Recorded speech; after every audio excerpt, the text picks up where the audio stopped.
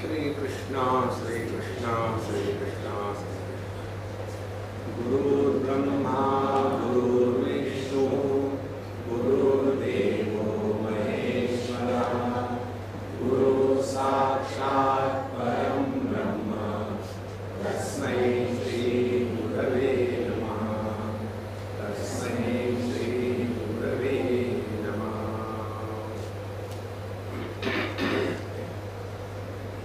एवं उपाधिभेदा जीवेश्वर भेद दृष्टि यावत् पर्यन्तं तिष्ठति तावत् पर्यन्तं जन्म वर्णादि रूप संसारो न निवर्तते। संसार माने द्वैत को सत्य मानना, उसी को संसार है। और हम जिसको सत्य मानते हैं उसका त्याग नहीं करना चाहिए। यदि हम चाहें कि हमारे अंतःकरण में वैराग्य प्रकट हो, किसके बारे में? दुनिया के बारे में। दुनिया क्या है? दुनिया सत्य है। तो दुनिया को यदि सत्य मानेंगे तो दुनिया के प्रति वैराग्य नहीं होगा। अच्छा, सबके साथ प्रेम करना चाहिए, प्रेम से रहना चाहिए, ये भी संभव नहीं है जब तक के द्वैत को सत्य मानेंगे तब तक। तो चाहे दुनिया के प्रति वैराग्य हो, और यदि जगत को सत्य माना तो वैराग्य संभव नहीं है। और यदि दुनिया को अपने से अन्य माना तो भी इस दुनिया के प्रति शुद्ध प्रेम नहीं हो सकता। शुद्ध प्रेम कब होगा? जब अन्य की प्रतीति समाप्त हो गई, माने अन्य के प्रतीति में जो अन्यत्व है वो समाप्त हो गया। जैसे उदाहरण से माँ बेटे का प्यार, तो वहां अन्य की प्रतीति है, लेकिन माँ का ज्ञान क्या है? माँ का ज्ञान ये है कि यस्मिन् सर्वाणि भूतानि आत्मा एव अभूत विजानतः। उनका ज्ञान ये है कि यह बालक मेरा ही एक्सटेंशन है। जैसे बायां हाथ मेरा ही एक्सटेंशन है, दाहिना हाथ मेरा ही एक्सटेंशन है, तो इनके प्रति हमारा स्वाभाविक प्रेम है, प्रेम करना नहीं पड़ता। जैसे माँ को बालक के प्रति प्रेम करना नहीं पड़ता, होता है, क्योंकि वहां अन्य के प्रतीति को सत्य नहीं माना, उस बालक को अपना ही एक्सटेंशन माना है। इसी प्रकार से जब तक कि हमने इस जगत में रहते समय जीव और ईश्वर इनका भेद मान लिया है, तो ना तो वैराग्य प्रकट होगा, ना तो शुद्ध प्रेम हृदय में प्रकट होगा। जिसके हृदय में वैराग्य और शुद्ध प्रेम प्रकट है, उसी को साधु संत कहते हैं। अन्यथा आप कुछ भी करते रहो, इस दुनिया के दलदल में फंसे ही रहेंगे। इसलिए कहते हैं तस्मात् कारणात् न जीवेश्वरयोः भेद बुद्धि स्वीकार्या।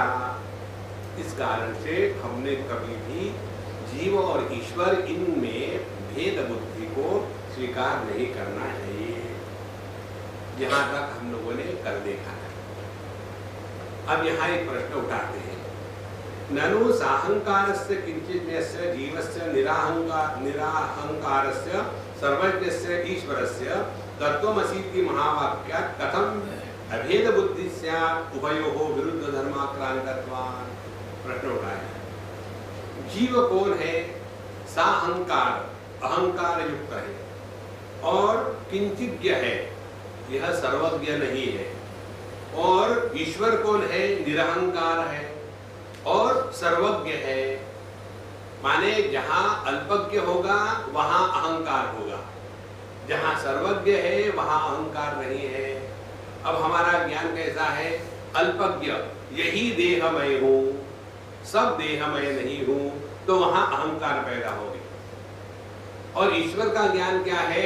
ये सब कुछ मैं ही हूं, इसीलिए ईश्वर में यह अहंकार नहीं है। तो ये दोनों जो है, जीव और ईश्वर, इनको एक बताना तत्वमसी महावाक्य के उपदेश से, ये कथम एक ऐसे संभव है? कथम स्यात्। क्योंकि दोनों तो एकदम विरुद्ध धर्म क्रांतत्वाद, दोनों विरुद्ध धर्म के। जो सर्वज्ञ है वही अल्पज्ञ है, ये कैसे संभव है? जो अहंकार युक्त है वही निरहंकार है, ये कैसे संभव है? इसीलिए आप हमको इस पर जरा प्रकाश डालो। अब यहाँ उत्तर देते हैं, नीचे न ऐसी बात नहीं है। स्थूल सूक्ष्म शरीराभिमानी त्वम पद वाच्यार्था, तत्वमसी महावाक्य में जो त्वम पद है उसका वाच्यार्थ क्या है? अब यहाँ थोड़ी वेदांत की बात करेंगे, प्रक्रिया की। किसी भी वाक्य के अर्थ को समझने के लिए क्या क्या सामग्री आवश्यक है? पहली बात, हर एक शब्द का अर्थ स्पष्ट हो। दूसरा, इन शब्दों के बीच में जो संबंध है वो संबंध में कोई भी भ्रांति ना रहे। तो हर एक शब्द के दो प्रकार के अर्थ होते हैं। एक तो वाच्यार्थ, माने जो शब्दों में कहा है वो, और जो लखाया है वो। वाच्यार्थ कैसा कहते हैं कि वाच्यार्थ ये है कि तुम लंबे हो, तो टॉल आदमी को कहा तुम लंबे हो, वाच्यार्थ। और किसी को कहा तुम इंटेलिजेंट हो ना, इसीलिए दुखी हो रहे, तो लक्ष्यार्थ क्या हो गया? इंटेलिजेंट हो, इसका लक्ष्यार्थ हो गया तुम बेवकूफ हो, इसीलिए दुखी हो रहे। तो लक्ष्यार्थ कुछ और होता है और वाच्यार्थ कुछ और होता है। तो कहते हैं पहले स्थूल सूक्ष्म शरीराभिमानी त्वम पद वाच्यार्थ। जीव माने क्या? जीव माने उसका वाच्यार्थ यदि लेंगे तो जो व्यक्ति स्थूल और सूक्ष्म शरीर का अभिमानी है, स्थूल शरीर का अभिमानी माने देहात्म भाव से जीने वाला, और सूक्ष्म शरीर का अभिमानी माने जीवात्म भाव से जीने वाला, वो हो गया त्वम पद का वाच्यार्थ, सरल सरल अर्थ। और उपाधि विनिर्मुक्त समाधि दशा संपन्नम, और यदि इस जीव ने अपनी स्थूल देह की उपाधि को हटा दिया, सूक्ष्म देह की उपाधि को हटा दिया, माने क्या किया? देहात्म भाव का त्याग किया और जीवात्म भाव का त्याग किया, तो समाधि दशा संपन्नम शुद्धम चैतन्यम। तो ऐसी स्थिति में, ऐसी समाधि की स्थिति में, इन दो उपाधियों के अभाव में जो शुद्ध चेतन सत्ता बची रहती है, वह शुद्ध चैतन्य त्वम पद का लक्ष्यार्थ है। तो वाच्यार्थ हो गया उपाधि युक्त और लक्ष्यार्थ हो गया उपाधि रहित। देखो, पुरुष उपाधि रहित है और पति उपाधि युक्त है।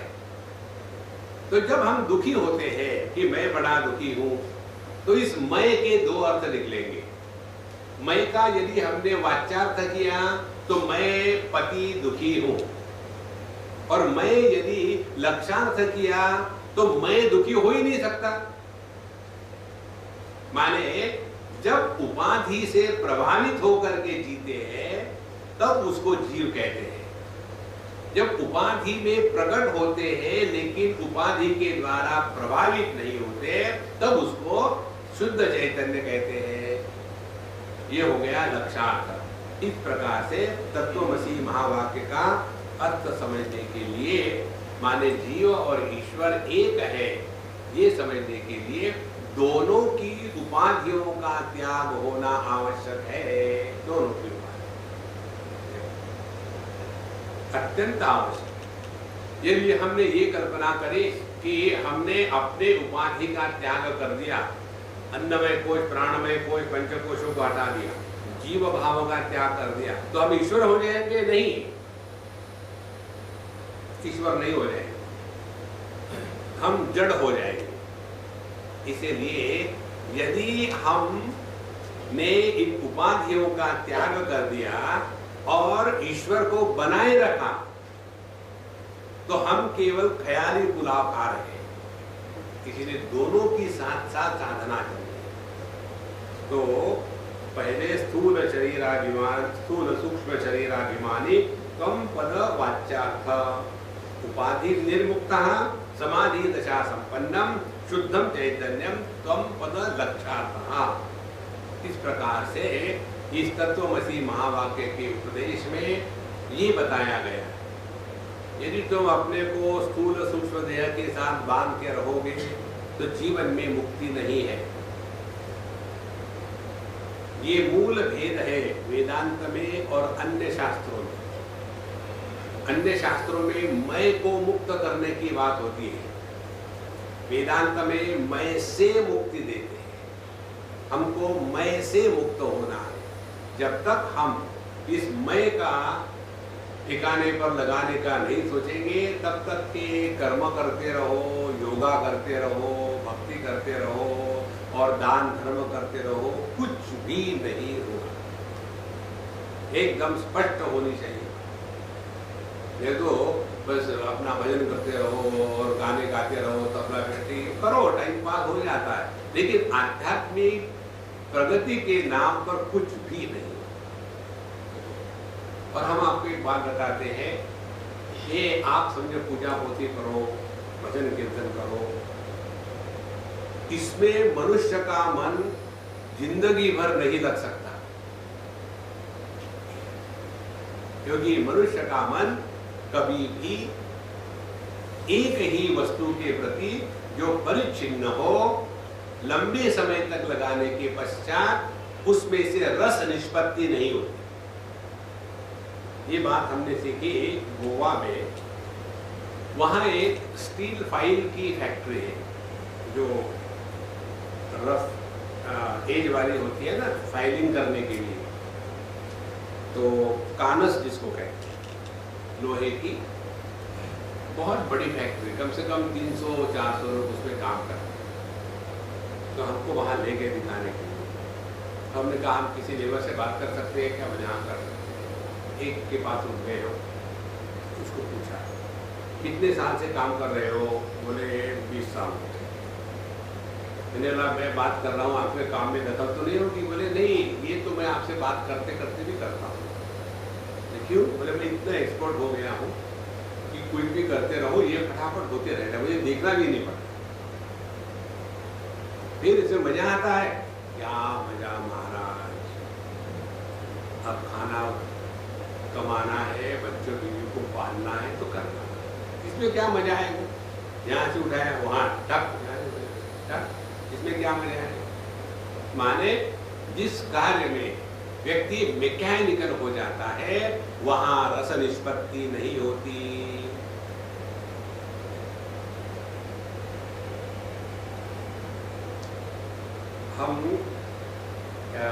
हम कहाँ वाराणसी में संगीत की सभा होती है शिवरात्रि के पहले, तो उसमें हम जाते हैं 2-3 दिन के लिए। वहाँ एक बड़ी विचित्र बात, बहुत ही अच्छे अच्छे संगीतकारों को बुलाते हैं, लेकिन किसी को भी थोड़े समय से ज्यादा घंटों तक नहीं बैठने देते। बैठेंगे आधा घंटा, पौना घंटा, बस फिर दूसरा आदमी। तो मैंने वहाँ के लोगों को पूछा ऐसा क्यों? बोले स्वामी जी फिर बाकी लोग खड़े रहते हैं, फिर लेट हो जाता है, रात को फिर लोग थक जाते हैं, फिर उसका रस चला जाता है।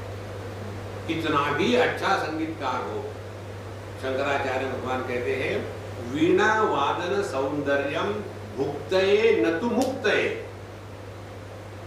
देखो, जगत के किसी भी कला में आप अपने मन को लगा लो, उसमें भोग होगा, मोक्ष नहीं होगा। इसलिए यदि हम ये कल्पना करें भजन कीर्तन ये हमारा मोक्ष हो जाएगा, तो हम अपने आप को धोखा दे रहे हैं। तो फिर कर्म किस लिए करना है? अंतःकरण की शुद्धि के लिए। उपासना किस लिए कर ली है? मन एकाग्र हो इसलिए। यदि कर्म और उपासना से मन शुद्ध और एकाग्र नहीं हुआ, तो हमने दोनों भी गलत किया है। इसीलिए जैसे जैसी साधना बढ़ेगी वैसे वैसे व्यक्ति अंतर्मुखी हो करके शास्त्रों में जो कहा है उसका ज्ञान प्रकट होने लग जाता है। तो जब कहते हैं भगवान हमारे हृदय में है, इसका मतलब क्या है? भगवान हमारे हृदय में है माने आभूषणों के हृदय में सुवर्ण है, लहरों के हृदय में पानी है, मटके के हृदय में मिट्टी है। तो अर्थ क्या निकला? हमने सुवर्ण को ही आभूषण यह नाम दे दिया है। तो सुवर्ण और सुवर्ण के आभूषण, इन दोनों में क्या फर्क है? आभूषण में सुवर्ण के साथ साथ नाम रूप भी होता है, और केवल जो सुवर्ण है उसमें नाम रूप नहीं होगा, केवल सुवर्ण मात्र होगा। और ये जो नाम रूप है सुवर्ण के आभूषणों का, इसमें परिवर्तन आएगा, सुवर्ण में परिवर्तन नहीं आएगा। देखो, इस प्रकार से जब हम कहते हैं भगवान हमारे हृदय में है, तो सुख दुख के कारण जो परिणाम को प्राप्त हो जाता है, सुखी दुखी हो जाता है, वह जीव है। और जो सुख दुख के कारण उनको प्रकाशित करने के बाद भी जो प्रभावित नहीं होता, वह सुवर्ण है, वह परमात्मा है। देखो, यदि हमने ये कल्पना कर ली कि हमारे हृदय में भगवान है, तो दो बैठे हैं एक दूसरे के सामने, एक जीव है और एक परमात्मा है, और जब जीव दुखी होता है तो परमात्मा ताली बजाता है। ऐसे थोड़ी है। जैसे आदमी और पति ये दो नहीं है, एक ही है। इसी प्रकार से परमात्मा और जीव एक ही है। यदि उपाधि के द्वारा प्रभावित हो गए तो जीव है, उपाधि के द्वारा प्रभावित न हो करके उन्हीं उपाधियों में रह रहे हैं तो परमात्मा है। इस प्रकार से उपाधि निर्मुक्तः समाधि दशा संपन्नम शुद्ध चैतन्यम त्वं पद लक्षातः। ऐसा समझेंगे तब समझ में आएगा, हाँ, जीव और ईश्वर इनमें भेद नहीं है, भेद केवल उपाधि के कारण प्रतीत हो रहा है। तो ये बात यदि समझ में आ गई हो तो हमको साधना करनी है।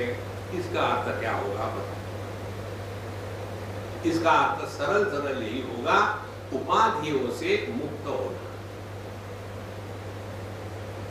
ये उदाहरण हमने आपको ऊपर दिया था। हमने एक लड़के से शादी करी क्योंकि हम लड़की है।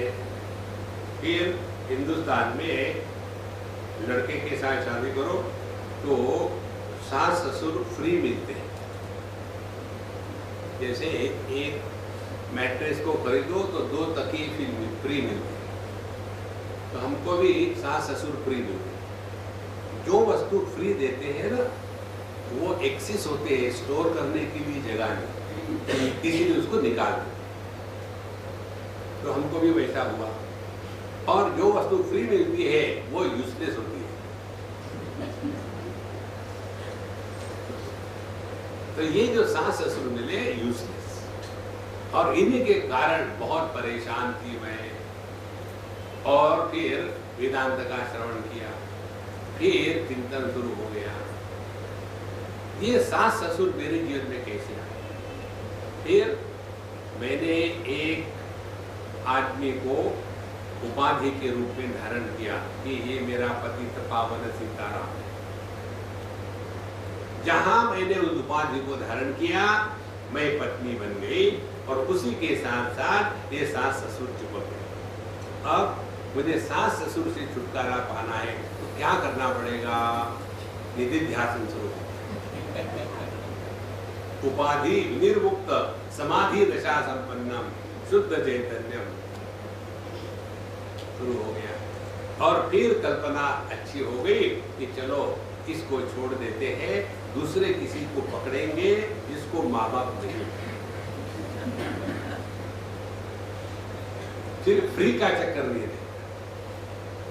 तो जहां मैंने अपने पति से डाइवोर्स ले लिया, तो ये सास ससुर का त्याग करने के लिए कौन सी साधना करनी पड़ेगी? अपने आप गायब हो गए ना। इसी प्रकार से जहां हमने देहात्म भाव का त्याग किया, ये दुनिया की सब चीजें अपने जगह है, हमको प्रभावित नहीं करेंगे। उसी प्रकार से अपने जीवात्म भाव की उपाधि का त्याग कर दिया। धर्म अधर्म, पाप पुण्य, स्वर्ग नरक, पिछला जन्म अगला जन्म, ये सब तमाशा खत्म हो गया। तो फिर शुद्ध चैतन्यम, we revert back to our factory settings. factory settings क्या थे? born bachelor। जहां हम अपने फैक्ट्री सेटिंग में वापस आ जाते हैं, अरे भैया फ्री डाउनलोड है तो कुछ भी डाउनलोड कर लो क्या? चक्कर यही होता है, चलो फ्री डाउनलोड कर लो, और फाइनली ऐसी कंडीशन आ जाती है कि पूरी मशीन हैंगअप हो जाती है। और फिर हम कहते क्या करें, तो सेटिंग में जाओ और वहां revert back to factory settings, click, सब ठीक हो गया। तो जितनी आध्यात्मिक साधना है ना, इतनी ही है, revert back to your factory setting.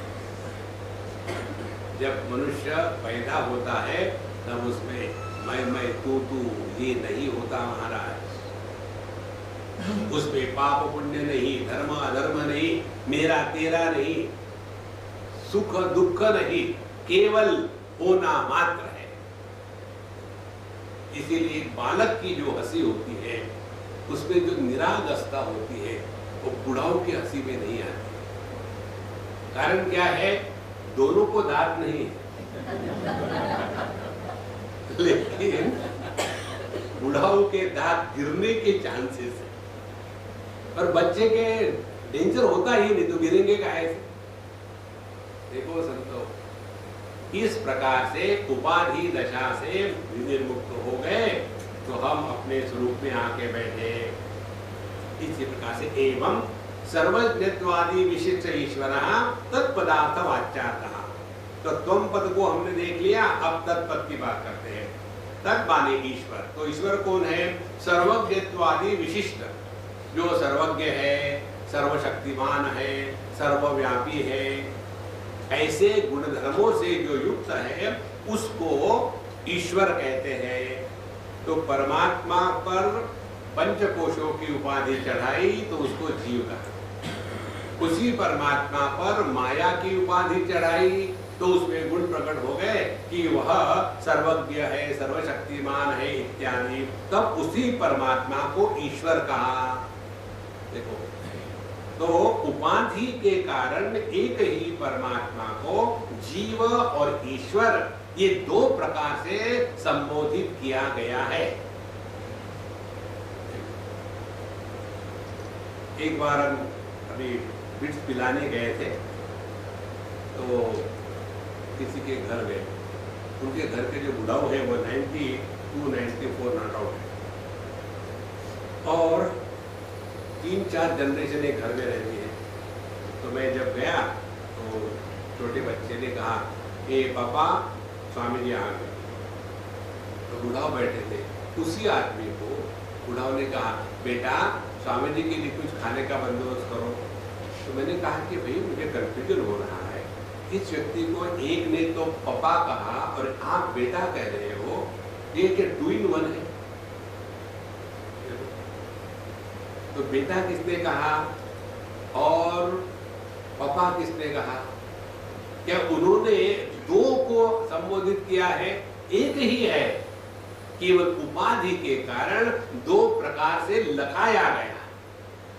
इसी प्रकार से एक ही परमात्मा पर परिच्छिन्नता की उपाधि को रख दिया तो जीव हो गया, और परिपूर्णता की उपाधि को रख दिया तो ईश्वर हो गया।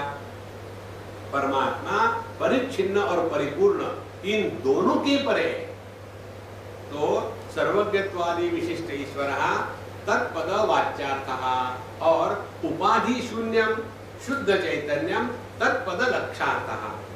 और यदि हमने उपाधि को निकाल दे तो वही शुद्ध चैतन्य बचा रहता है। अब ध्यान से सुनना, आध्यात्मिक साधना वेदांत के अनुसार दो प्रकार से होती है। एक साधना होती है त्वम पद को लेकर के, उसको कहते हैं त्वम पद शोधनम। दूसरी साधना होती है तत्पद को लेकर के, उसको भी कहते हैं तत्पद शोधनम। तो ये जो शब्द है शोधनम, इसके दो अर्थ है। एक अर्थ है त्वम को लेकर के अलग और तत् को लेकर के अलग। तो त्वम माने तुम जीव, तो त्वम इस पद को लेकर के शोधनम का अर्थ है शुद्धिकरणम, और तत्पद को लेकर के शोधनम का अर्थ है, शोधनम माने अनुसंधानम, ढूंढना, शोध करना, डिस्कवर करना, दो अर्थ। अब पहला अर्थ त्वम पद को लेकर के शुद्धिकरणम। शुद्धिकरणम माने क्या? अपने पंचकोशों का ऊपर चले जाना। एतम अन्नमयमात्मानम् उपसंक्रम्य, एतम प्राणमयमात्मानम् उपसंक्रम्य, एतम मनोमयमात्मानम् उपसंक्रम्य, एतम विज्ञानमयमात्मानम् उपसंक्रम्य, एतम आनंदमयमात्मानम् उपसंक्रम्य। ये पंचकोशों के परे जाना माने अपनी शुद्धि करना। देह के भाव से रहेंगे तो उसमें अशुद्धि के सिवा कुछ भी नहीं है। प्राण में रहेंगे तो भूख प्यास के सिवा कुछ नहीं है। मन में रहेंगे, मन के रूप से रहेंगे तो सुखी दुखी होते रहेंगे। विज्ञान में रहेंगे तो मैंने ये किया, मैंने वो किया, कर्तृत्वाभिमान बना रहेगा। आनंदमय कोश में रहेंगे तो भोक्तृत्वाभिमान बना रहेगा। तो यह देहात्म भाव, प्राणात्म भाव, मनोमय कोशात्म भाव और विज्ञानमय और आनंदमय, इनके साथ तादात्म्य करके रहना, यही अशुद्धि है। इसी अशुद्धि को पाप है। मनुष्य जब देहात्म भाव से जीता है तभी जगत को सत्य मानता है और तभी यहाँ पाप पुण्य का निर्माण होता है। इसीलिए त्वम पद के शोधन में शुद्धिकरण है। शुद्धिकरण ही है जिसके द्वारा देहात्म भाव की निवृत्ति होगी, वो साधना है। और जिसके द्वारा जीवात्म भाव की निवृत्ति होगी, वो साधना है। देहात्म भाव की और जीवात्म भाव की निवृत्ति करना, यही आध्यात्मिक साधना है। यदि ये नहीं हुआ, आप कितने भी मंदिरों में जाकर के घंटे बजाते रहो या बांधते रहो, आपकी इच्छाएं जरूर पूरी होगी, लेकिन आप इच्छाओं के परे नहीं जाओगे। हम ये नहीं कहते कि पूजा पोथी उपासना करने से इच्छाएं पूरी नहीं होती, जरूर होती है, लेकिन क्या इच्छाओं को पूरा करना ये अध्यात्म है? इधर तो ध्यान दो ना। क्योंकि संसार किसको कहते हैं? संसार कहते हैं इच्छाओं के बोझे को ढो करके जीवन को चलाना, इसी को संसार कहते हैं। देखो संतों, तो जिस सत्संग में आपके इच्छाओं को पूरा करने की बात होती है, वो सत्संग संसार है। तो जिस सत्संग में आपके इच्छाओं के परे जाने की बात होती है, वह आध्यात्मिक सत्संग है। देखो, इसीलिए संतो इसको स्पष्ट समझ लेना कि त्वम पद की शोधनम करना माने ये जो जीवात्म भाव, देहात्म भाव है, इससे निवृत्त होना। अब थोड़ा और विचार करते हैं, सूक्ष्म विचार है। जब हमको अपने देहात्म भाव से निवृत्त होना है तो कल्पना करो, उदाहरण से लेंगे, यह फूलों की माला मैं नहीं हूं। अब ये मुझे साधना करनी है, तो ये फूलों की माला लटकी हुई है। अब किसी ने आकर के इसका एक फूल तोड़ दिया, तो क्या मैं टूटा? नहीं। फिर दूसरा फूल तोड़ दिया, तो क्या मैं टूटा नहीं? क्यों कि फूलों की माला मैं नहीं हूं। इसी प्रकार देहात्म भाव की निवृत्ति करना, इसके ऊपर चिंतन करें। क्या चिंतन करें? यदि मैं देह नहीं हूं, कल्पना करें, यदि देह नहीं हूं तो उसका क्या प्रभाव होगा, ये चिंतन करना है। यदि मैं देह नहीं हूं तो मैं स्त्री नहीं, पुरुष नहीं, जवान नहीं, बूढ़ा नहीं, स्वस्थ नहीं, रोगी नहीं। यदि मैं देह नहीं हूं तो मेरा कोई आकार नहीं, विकार नहीं, प्रकार नहीं, संस्कार नहीं, अहंकार नहीं, फिर बेकार। यदि मैं देह नहीं हूं तो मेरा इस जगत से कोई संबंध ही नहीं। देहात्म भाव जागृत होए बगैर यह स्थूल जगत प्रतीति में नहीं आ सकता। तो अपने आप वैराग्य और देह को लेकर ही संबंध ही निर्माण हो जाते हैं। तो यदि मैं देह नहीं हूं तो मेरा किसी से कोई संबंध नहीं है।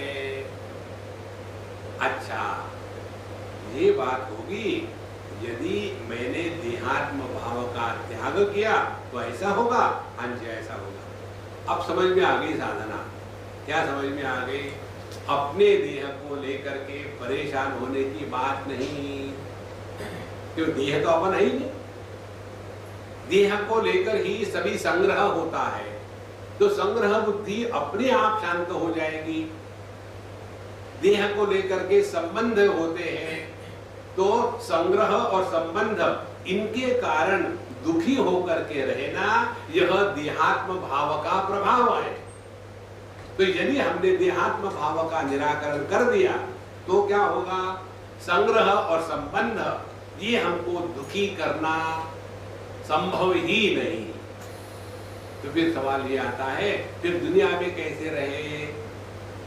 बंगलुरु चले जाओ और नाटक करो। जगत में व्यवहार करते समय व्यवहार करें, लेकिन इस व्यवहार को सत्यत्व की स्थिति प्रदान न करें। नाटक में जो व्यक्ति काम करता है उसको मालूम है कि वो छत्रपति नहीं है, फिर भी एकदम छत्रपति शिवाजी का आवेश आकर के काम करता है। वो तो बेचारा ऑर्डिनरी पति भी नहीं, छत्रपति बन। ये कितना बढ़िया एक्टिंग करता है। इसी प्रकार से अब मैं आपको कई बार बताया है, जितनी साधना है वो साधना भगवान कृष्ण ने जैसी करी, भगवान राम ने करी, वैसा जीवन जीना है। क्या करना है? नाटक। कृष्ण लीला, राम लीला। लीला माने कुछ नहीं हो रहा है, भले प्रतीत हो रहा हो। तो किसी को कहो, हो मैं तुमसे प्यार करता हूँ, बहुत प्यार करता हूँ, तुम्हारे सिवा जीना संभव नहीं है। तो जाने के बाद अच्छा चाय भी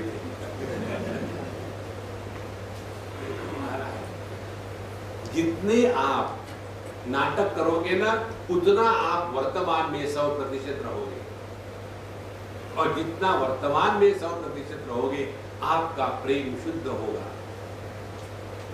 उस प्रेम में और कुछ नहीं होगा, कोई डिमांड नहीं होगी। जिस प्रेम में डिमांड या अपेक्षा होती है वो प्रेम नहीं है, वहां आसक्ति है। इसीलिए साधु संतों के साथ जब हम रहते हैं तो ऐसे लगता है कि महाराज जी हमसे सबसे ज्यादा प्यार करते हैं। हमारे स्वामी अखंडानंद जी के जो भगत लोग थे, एक दो बार हमको कहा उन्होंने कि हम आपको बताएं, किसी को मत बताना, महाराज जी मुझे कह रहे थे कि नहीं मुझे तो बहुत अच्छी लगती हो। और जब वो ऐसा कहते हैं ना, इतनी खुशी होती है, क्योंकि उनका प्यार मेरे लिए किसी के लिए नहीं है, हर एक के साथ वही बात। जैसे पुष्प ले लो, पुष्प को सूंघने वाला कोई भी हो, सबके लिए समान है। लेकिन सूंघने वाले को सर्दी हो गई तो अब उस फूल का कोई दोष है? तो हमको तो सर्दी हो गई। इसीलिए यह जो उपाधि शून्य होना है, तो पहले देहात्म भाव की निवृत्ति हो गई तो अंतःकरण में कामना का साम्राज्य समाप्त होगा। दूसरी बात, रिश्तेदारों को लेकर के दुखी होना बंद होगा। देखो, वस्तुओं को लेकर के संग्रह बुद्धि का त्याग और व्यक्तियों को लेकर के संबंध बुद्धि का त्याग, ये दो बुद्धियां जब नष्ट हो जाती है तब तत्व प्रकट होता है। तो हम लोग करते क्या है, संग्रह करके सुखी होने का प्रयत्न करते हैं, वो कभी नहीं होगा। दूसरी बात, संबंधों में प्रेम और सुख की कल्पना करते हैं, वो भी कभी नहीं होगा, क्योंकि संबंध और बंधन एक ही धातु से बने शब्द है। सम्यक बंधन को संबंध कहते हैं। इसीलिए जगत में ऐसे रहो कि अपने आप को बचाए रहो। तो यह उपाधि शून्यम शुद्ध चैतन्यम तत्पद लक्ष्यार्थ। तो ये बात हो गई अपने त्वम पद के शोधन करने की। अब तत्पद का शोधन करना है। तो तत्पद माने ईश्वर को लेकर के शोधन क्या करना है, उसको ढूंढना है, ईश्वर को ढूंढना है, शोध लगाना है। तो ईश्वर का शोध लगाने का सबसे सिंपल तरीका भगवान कृष्ण ने भगवत गीता में दिया है। वहां भगवान कहते हैं, भगवान की उपाधि क्या है, ईश्वर की उपाधि है माया, और जीव की उपाधि है पंचकोश। तो पंचकोश अपने हैं, उसके परे जाना ये अपनी साधना हो गई। अब ईश्वर की उपाधि माया है, अब माया के परे जाना हम कैसे जाएंगे, वो तो उसकी उपाधि है, हमारी थोड़ी है। फिर वहां कहते हैं, दैवी हेषा गुणमयी मम माया दुरत्यया मामेव ये प्रपद्यन्ते मायामेतां तरन्ति ते। ईश्वर की उपाधि माया है, भगवान कहते हैं, और ये माया दुरत्यया, इसको पार करके जाना बड़ा कठिन है, बहुत कठिन है। तो क्या करें फिर? गुणमयी, ये बांधने वाली है। गुण का अर्थ होता है रस्सी, तो ये बांधने वाली है। तो करे क्या फिर? माम एव ये प्रपद्यन्ते, जो मेरी शरण में आते हैं, जो मुझे पूर्ण रूप से समर्पित हो जाते हैं, मायाम एताम तरन्ति ते, वो इस माया के परे चले जाते हैं। तो वेदांत की साधना त्वम पद के शोधन के लिए और भक्ति की साधना तत्पद के शोधन के लिए, ये दोनों का सामंजस्य जब ठीक होगा तभी हम योग्य दिशा में जा रहे हैं। कोई यदि गाल बजाने वाला ही हो, गाल बजाने वाला माने शुष्क वेदांती, और भक्ति का एकदम संपूर्ण अभाव, या दूसरा तबला पेटी बजाने वाला ही हो और ज्ञान से अछूता हो, तो दोनों की स्थिति कैसी होगी? जैसे एक पक्षी है, उसका एक पंख बढ़िया नॉर्मल डेवलप किया गया है, दूसरा पंख एकदम छोटा सा है किसी कारण से। ऐसा पक्षी जब उड़ने चाहेगा तो जो छोटा पंख है उसी के अगल बगल में गोल गोल घूमता रहेगा। इसी प्रकार से जो केवल वेदांत की बात करते हैं और भक्ति से शून्य होते हैं, और जो केवल भक्ति की बात करते हैं और वेदांत से अछूते रहते हैं, वो वही के वही घूमते रहते हैं, और जीवन में कृतकृत्यता, परिपूर्णता, फुलफिलमेंट आती ही नहीं। ये बहुत महत्व की बात है। उपासना करने वाले विशेष करके इतना उनका उपासना में लग जाता है कि उसके आगे भी कुछ है, उपासना से क्या चाहते हो।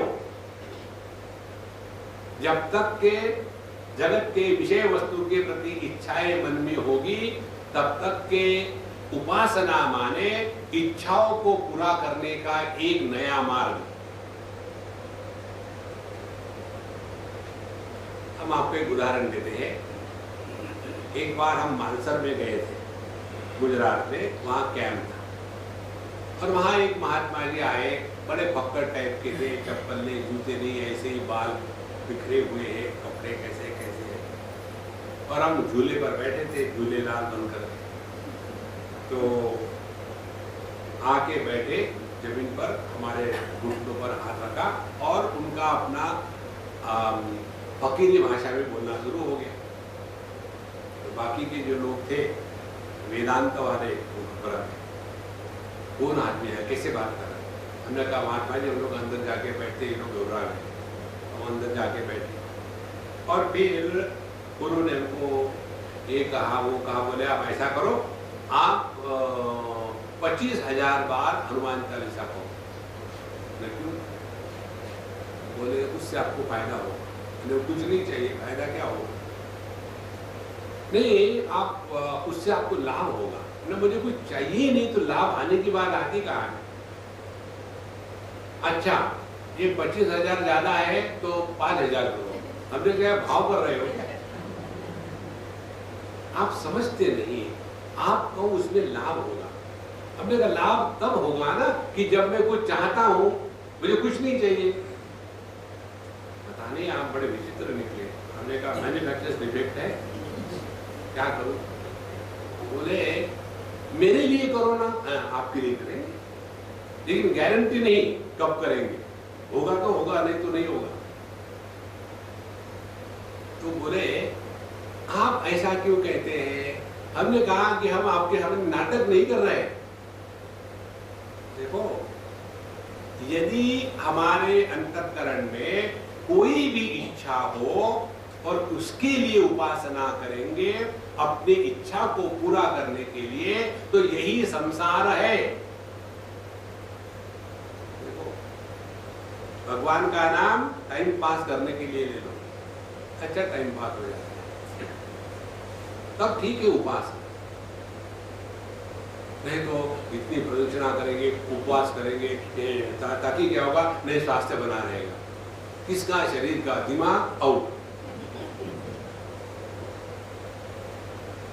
इसलिए संतो, इन सब चीजों में से अपने आप को बचा लो। तो साधना यही करनी है। देहात्म भाव की निवृत्ति समझो हो गई तो क्या होगा? ईश्वर के प्रति संपूर्ण समर्पण हुआ तो क्या होगा? देखो, तो देहात्म भाव की निवृत्ति हमने आपको बताई। आप संपूर्ण समर्पण की बात बता रहे। कल्पना करो, जैसे एक छोटा बालक अपने मां के प्रति संपूर्ण समर्पित होता है, तो जब मां की गोद में जाके बैठता है तो उसको ये नहीं लगता कि मेरी माँ, मेरे पिताजी हमेशा उसको बेवकूफ कहते हैं इसलिए बेवकूफ है, तो मेरा क्या ध्यान रखेगी। ये नहीं करता। उसको ये बात पक्की है कि माँ इज द अल्टीमेट।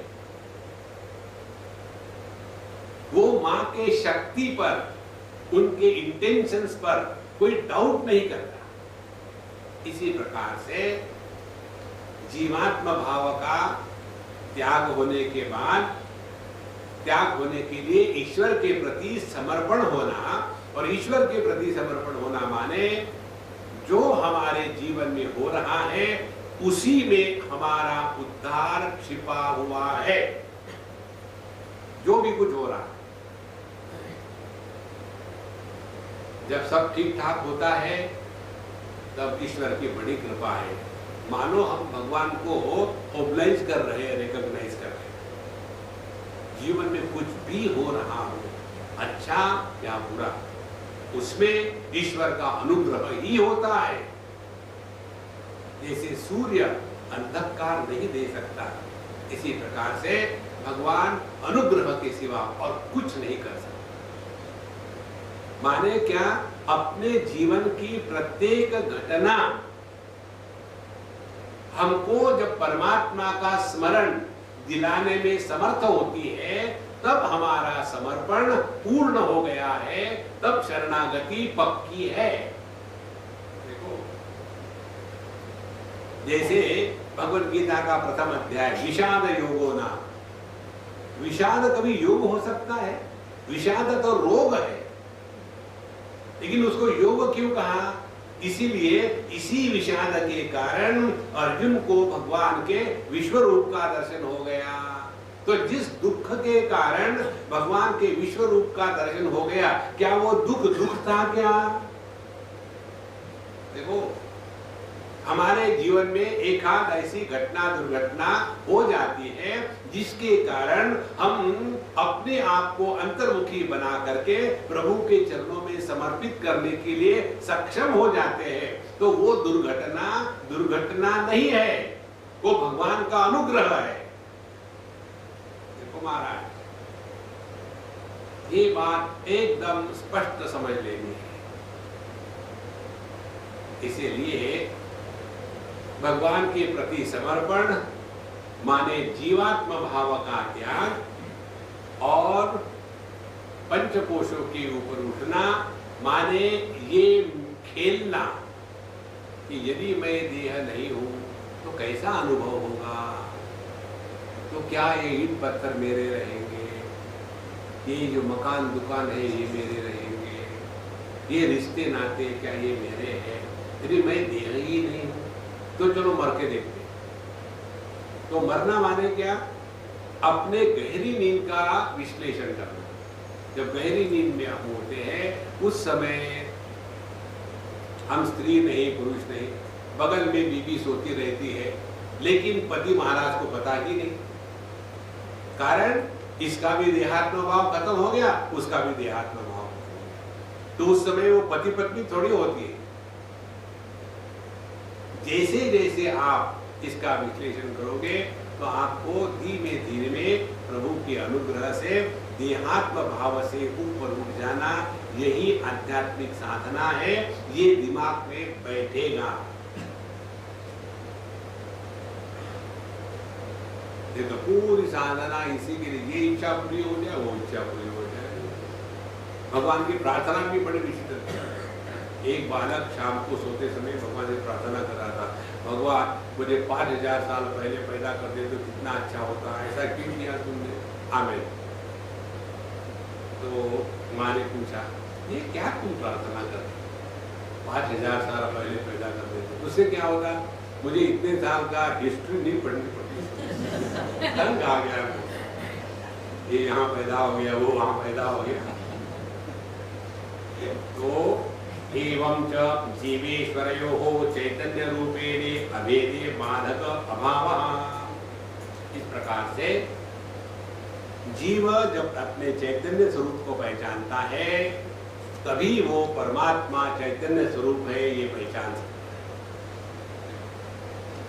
ये तीसरी सिद्धांत की बात, जगत का दर्शन वैसे ही होता है जैसा हमने अपने आप को पहचाना है। बहुत सिंपल गणित। हमने यदि अपने आप को देह माना है तो जगत को देह रूप में ही देखेंगे। हमने यदि अपने देह के लिंग को अपने आप को माना है कि मैं पुरुष हूं तो जगत में हम स्त्री पुरुष दो लोग देखेंगे। यदि हमने अपने उम्र के साथ अपने को जोड़ लिया है तो हम कहेंगे दुनिया में दो प्रकार के लोग हैं, बुढ़ाओ और जवान। यदि हमने अपने आप को पैसे के साथ जोड़ लिया है तो कहेंगे दुनिया में दो प्रकार के लोग होते हैं, अमीर और गरीब। और यदि हमने अपने आप को शुद्ध चेतन तत्व के साथ एक कर लिया है तो इस दुनिया में चैतन्य के सिवा अन्य कुछ भी नहीं।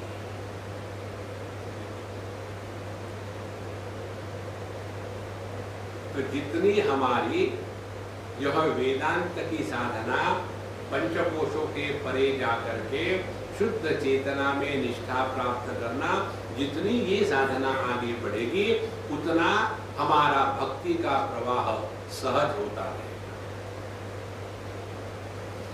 ज्ञान की पराकाष्ठा को भक्ति कहते हैं और भक्ति की पराकाष्ठा को ज्ञान कहते हैं।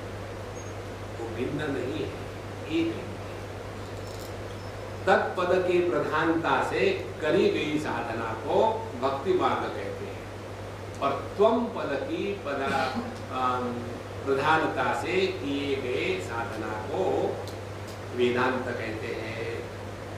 एवं च वेदांत वाक्यैः सद्गुरु उपदेशेन च सर्वेषु अपि भूतेषु येषां ब्रह्म बुद्धिः उत्पन्ना ये जीवन मुक्ताः इत्यर्थः। इस प्रकार से एवं च वेदांत वाक्यैः, देखो इसलिए हमने आपको कल बताया था अंतरंग साधना जब प्रारंभ होती है तब बहिरंग चीजों का महात्म्य अपने आप खत्म हो जाता है। बहिरंग साधना क्या होती है? परंपरा से जो चली आ रही है उसी को बहिरंग साधना कहेंगे। उसके बाद बाहर की चीजों को ठीक करने में लगे हैं, वो बहिरंग साधना है। यम, नियम, आसन, प्राणायाम, ये सब बहिरंग साधना है। अंतरंग साधना जब शुरू हो जाती है तब हमारा मन स्वभाव से ही शास्त्रों के अध्ययन में लग जाता है, और जिसका मन सहजता से शास्त्र के अध्ययन में लग जाता है तो उसके जीवन में प्रभु के अनुग्रह से श्रवण करने का मौका अपने आप आ जाता है। आप यदि अपने जीवन की अनुभूतियों का विश्लेषण करो तो आपको ये बात समझ में आएगी। हम बताया आपको, हम जब दिल्ली थे तो वहाँ के हमारे मित्रों ने कहा, स्वामी जी ये गीता उपनिषद तो बहुत सुने हैं, अब हमको नहीं सुनना, कुछ नई चीज सुनाओ। हमने कहा ठीक है, आपको सिनेमा के गाने सुने, और वो बात खत्म हो गई। वहाँ एक दूसरे बूढ़ा वो पंजाबी महात्मा बैठे थे, बड़े खोचक टाइप के, सबको डांटते थे, गाली देते थे। हमसे पता नहीं इतना प्यार, उस समय हम जवान थे। तो उन्होंने मुझे कहा कि महात्मा जी मैं तुमको बताता हूँ, क्या तुम पंचदशी पढ़ाओ, इन सब की दिमाग ठिकाने पर ले। तो हमने कहा कि महाराज जी हमने तो पंचदशी पढ़ी नहीं। बोले मैं कह रहा हूँ ना, ये लो पुस्तक और शुरू करो। हमने शुरू कर दिया और धीरे धीरे धीरे धीरे ऐसा उसमें रस निष्पन्न होने लग गया। जिस ग्रंथ के बारे में हमने कभी जाना भी नहीं, उसका महत्व भी नहीं जाना, ये हमारे हाथ में अपने आप पहुंच गया है। जब हम लायक हो जाते हैं तो भगवान सब बंदोबस्त कर देता है। उसके पश्चात फिर हमने अपने संत ज्ञानेश्वर का जो अमृतानुभव ग्रंथ हॉस्पिटल में थे हम, तब हमने पढ़ने के लिए लिया। उसमें एक सूत्र आया, शिव सूत्र में ज्ञान को बंधन कहा है। जब संत ज्ञानेश्वर ने ऐसा कहा, शिव सूत्र में ज्ञान को बंधन कहा है, तो हमको तो दो ही सूत्र मालूम थे, नारद भक्ति सूत्र और ब्रह्म सूत्र। ये तीसरा सूत्र शिव सूत्र कहाँ से ढाका? फिर हमारे दिमाग में कीड़े शुरू हो गए, कहाँ होगा शिव सूत्र? एक बार हम गए गणेशपुरी नित्यानंद बाबा के दर्शन के लिए। वहां जब गए तो कोई हमको मिले, तो हाँ जी पता नहीं आपको क्या दूं, तो मैं आपको ये पुस्तक देती हूँ, इसको आपने दे दिया। तो मैंने पुस्तक के लिए खोला, पहला ही पुस्तक शिव सूत्र लिखा। देखो ईश्वर का अनुग्रह ही हमको इस मार्ग में टिका के रखता है। हमको जिस जिस अनुभूति की आवश्यकता है वो अनुभूति भगवान हमको देता है। हमको वो अच्छी लगे या ना लगे वो सवाल नहीं, वो हमारे लिए आवश्यक है। देखो जैसे डॉक्टर लोग जब चीर फाड़ करते हैं तो वो हमको कष्ट देने के लिए थोड़ी करते हैं, ये हमारी आवश्यकता है। तो जब हम अपने इन अनुभूतियों का विश्लेषण करना शुरू कर देते हैं तब तुलसीदास जी के शब्द समझ में आते हैं, बिनु हरि कृपा मिले नहीं संता। तो जैसे हम लायक होने लग जाते हैं वैसे हमारे जीवन में साधु संतों का अवतरण अपने आप हो जाता है। और साधु संतों के साथ आने के पश्चात पहली बात होती है शास्त्रों का अध्ययन। और जब शास्त्रों का अध्ययन शुरू हो जाता है तो जीवन में एक नया चैनल खुल जाता है। फिर बाकी का तो चलते रहेगा, लेकिन अब जीवन का जो लक्ष्य है वो इसमें लग करके अपने स्वरूप को पहचानना। इस प्रकार से अंतरंग साधना तब शुरू होती है जब बहिरंग साधना माने कर्म और उपासना, कर्म से हमने अंतःकरण को शुद्ध किया, उपासना से अंतःकरण को एकाग्र किया, तब जाकर के अंतरंग साधना श्रवण मनन निधिध्यासन ये प्रारंभ हो जाती है। और इस साधना के लिए पहली जो सीढ़ी है श्रवण की, सत्संग की, यह पहली सीढ़ी भगवान के अनुग्रह से आती है, अपने प्रयत्न से नहीं आती। सत्संग, साधु संतों का समागम यह कर्म फल नहीं है। इसको स्पष्ट समझ लेना। हमारे जीवन में भगवान का अनुग्रह नहीं है, इसका तात्पर्य हमने समझा ही नहीं। भगवान का अनुग्रह अंतरंग साधना का इनॉग्रेशन करके होता है। तो जहां हमने सत्संग में श्रवण करना शुरू कर दिया, तो वो जो श्रवण है, भागवत महापुराण में आता है, दुनिया और भगवान दोनों ही हमारे भीतर प्रवेश करते हैं कानों के माध्यम से। दुनिया की भी बातें कानों से ही हृदय में उतरती है, और सत्संग की बातें भी कानों से ही हृदय में उतरती है। तो जब हमको सत्संग का मौका आया, ईश्वर का अनुग्रह शुरू हो गया। और जब सुनेंगे सत्संग में जाकर के, तो वो जो शब्द है सत्संग के तत्व के बारे में, तत्वमसि महावाक्य के उपदेश के जो शब्द है, वो वैक्सीन के जैसे काम करना शुरू कर देते हैं। वैक्सीन क्या करता है? शरीर को रोग नहीं हो, फिर भी रोग के निवारण के लिए तैयार करता है, एंटीबॉडीज निर्माण करके। समझो रोग आएगा तो हम तैयार हैं, उसको कहते हैं वैक्सीन।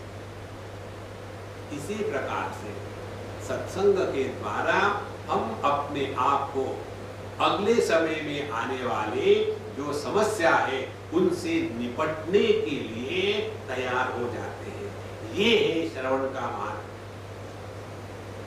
और जब ये श्रवण अच्छी तरह से होगा, तो श्रवण करते समय ही स्वरूप में व्यक्ति प्रवेश करता है। कुछ करना नहीं पड़ता, यह प्रवेश अपने आप को पहचानने में। तो ये लाभ कैसा है? जिसे कई बार हम अपना चश्मा या गले की माला इधर उधर हो जाती है, दिखती नहीं, कहाँ गई लगता है कोई ले गया। और फिर जब आईने के सामने खड़े हो जाते हैं, जब देखते हैं ओ मिल गई। अब कब खोई थी वो कि मिल गई? ये तो प्राप्त से प्राप्ति है, हमको कोई नई बात मिलने वाली नहीं है। इस प्रकार से श्रवण का प्रभाव अपने अंदर में परिवर्तन शुरू हो जाता है। फिर उसका मनन शुरू हो गया, फिर उसमें एकतानता निधिध्यासन, फिर बाकी का सब गौण हो जाता है और जीवन का लक्ष्य स्पष्ट हो गया। देहात्म भाव की निवृत्ति और जीवात्म भाव से उपरत होना, ये दो बातें आध्यात्म के अंतिम लक्ष्य हैं। इसको कहते हैं एवं च वेदांत वाक्य ही। तो यह जो वेदांत के वाक्य है, जिसमें जिनको महावाक्य कहते हैं, इन महावाक्य से, लेकिन इसका ज्ञान अपने आप कभी नहीं होगा। सद्गुरु उपदेशेन च। सद्गुरु किसको कहते हैं? जो इस ज्ञान को जानता है और इस ज्ञान में जिसकी निष्ठा है। देखो, पांडित्य अलग होता है, पांडित्य में ज्ञान भरपूर दिखता है, लेकिन जो निष्ठा है, वो निष्ठा जब ज्ञान को अनुभूति में उतारा तब होती है। इसीलिए उपनिषद में आता है तद्विज्ञानार्थं गुरुमेवाभिगच्छेत् समित्पाणिः श्रोत्रियं ब्रह्मनिष्ठं गुरुम् अभिगच्छेत्। समित्पाणिः पूर्ण वैराग्य के साथ। संविधा कहते हैं सूखे लकड़ी को।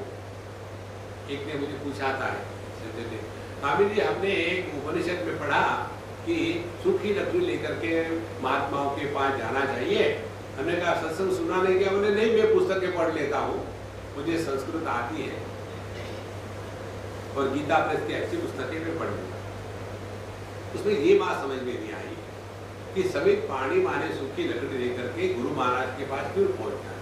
हमने कहा देखो, गुरु महाराज की चिता रखने के लिए ये सूखी लकड़ी ले जाते हैं।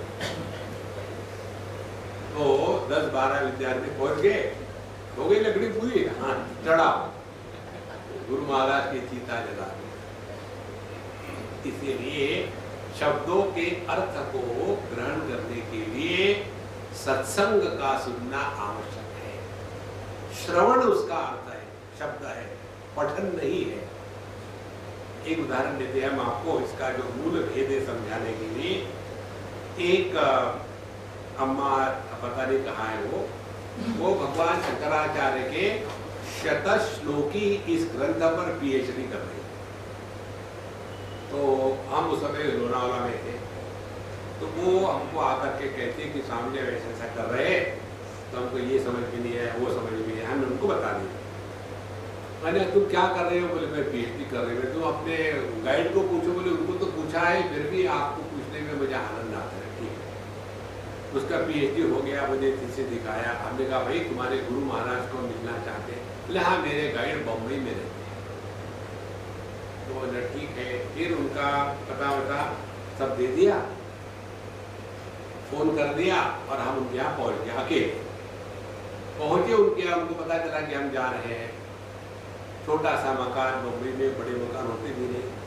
जैसे हम घुसे, ये तक नहीं कि आओ गए, खड़े खड़े ही शुरू हो गए। मैंने ये किया, मैंने वो किया, मैंने ऐसे किया, मैंने इतने स्टूडेंट को गाइड किया, मैंने शंकराचार्य के ये पढ़ा। आधा पौन घंटा हो गया। तो मैंने कहा अम्मा मुझे पानी दोगी क्या? अरे हाँ हाँ देंगे पानी। फिर शुरू। फिर मैंने कहा मैं बैठूं कि खड़ा ही रहो? अरे नहीं, बैठ लीजिए। बैठ 1.5-2 घंटे तक प्रवचन सुना।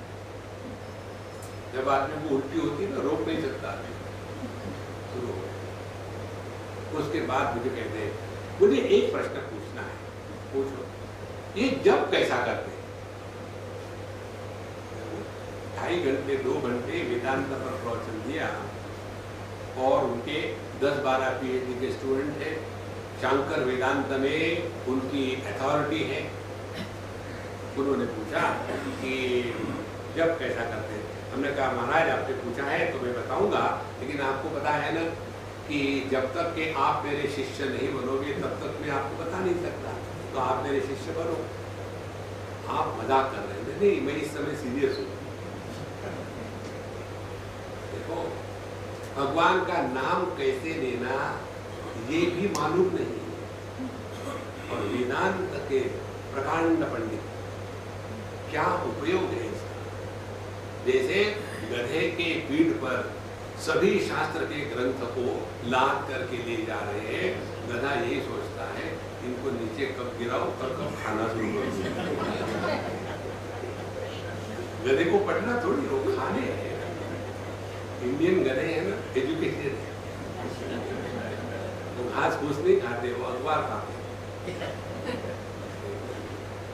इसीलिए सद्गुरु उपदेशेन च, शास्त्रों का अध्ययन अपने मर्जी से नहीं करना है।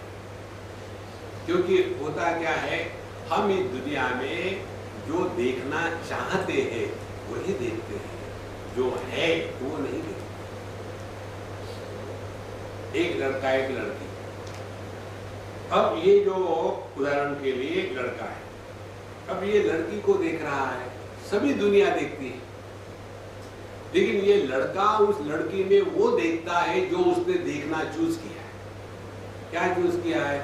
यदि ये मेरी पत्नी बनेगी तो कितना अच्छा होगा। बाकी दुनिया भी देख रही है, एक लड़की है, और ये शुरू हो गया चिंतन। और फिर वो चिंतन इतना दृढ़ हो जाता है, इसके सिवा मैं रह ही नहीं सकता, इसके साथ शादी करूंगा ही। फिर उसकी माँ कहते बेटा तू यदि इसके साथ शादी करेगा तो तुमको मेरे लाश के ऊपर से जाना पड़ेगा। फिर तो माँ मैं बूढ़ा भी हो जाऊंगा, तुम तो जल्दी मरोगी नहीं। देखो जो है वो थोड़ी देखते हैं हमने निर्णय ले लिया है कि हमको किसमें क्या देखना है। ऐसे जो राग द्वेष युक्त अंतःकरण है उसमें परमात्मा का ज्ञान नहीं होता। इसीलिए सद्गुरु एवं अभिगच्छे। तो एवं च वेदांत वाक्यैहि सद्गुरु उपदेशेन च सर्वेषु अपि भूतेषु, सब में माने जड़ चेतन में, भूत दोनों के लिए प्रयोग होता है। जड़ चेतन में ब्रह्म बुद्धि येषाम् उत्पन्ना, जो सब में परमात्मा का दर्शन करते हैं उनको कहते हैं जीवन मुक्त। कैसे? जैसे हम अपने हाथ में भी अपना दर्शन करते हैं, अपने पैर में भी अपना दर्शन करते हैं, अपने स्वास्थ्य में भी अपना दर्शन करते हैं, अपने रोग में भी अपना दर्शन करते हैं।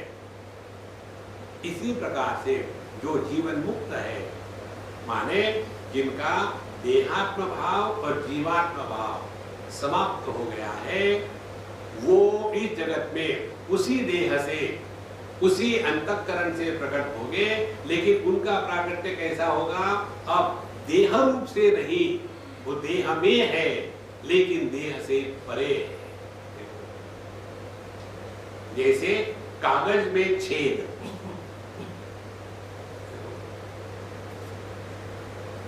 ये कागज में छेद कहाँ है? कागज में है, लेकिन ये छेद जो है कागज के परे है।